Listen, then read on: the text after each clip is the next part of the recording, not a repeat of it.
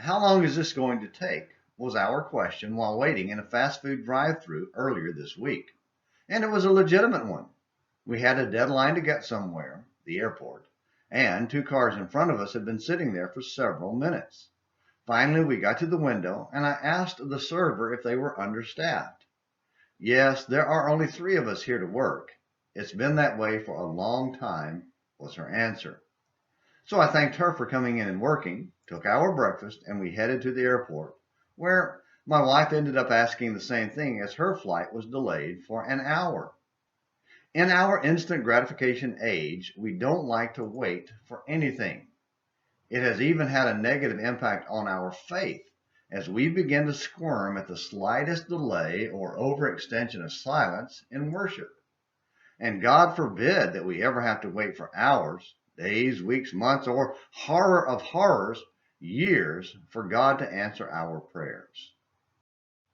While we likely, no, definitely, need to check our attitude about waiting, let's at least start with a recognition we're not alone in this, since God's great servant David felt the same way. Today's Saturdays in the Psalms on Morning Minutes in the Bible looks to Psalm 13 and David's question, "How long, Lord?" to see that we're not the first ones to ask it. 4 times David asked God, "How long?" in the first 2 verses. How long, Lord, will you forget me forever? How long will you hide your face from me? How long am I to feel anxious in my soul with grief in my heart all the day? How long will my enemy be exalted over me?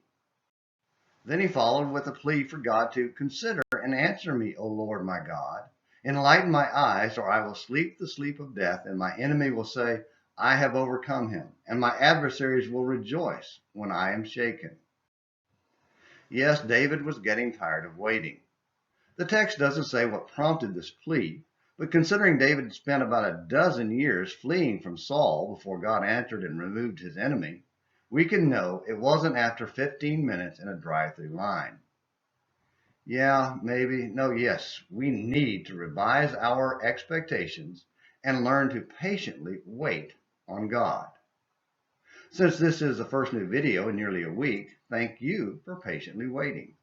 And thank you for watching today's Saturdays in the Psalms on Morning Minutes in the Bible. Until next time, this is James McClenny hoping you have a great day.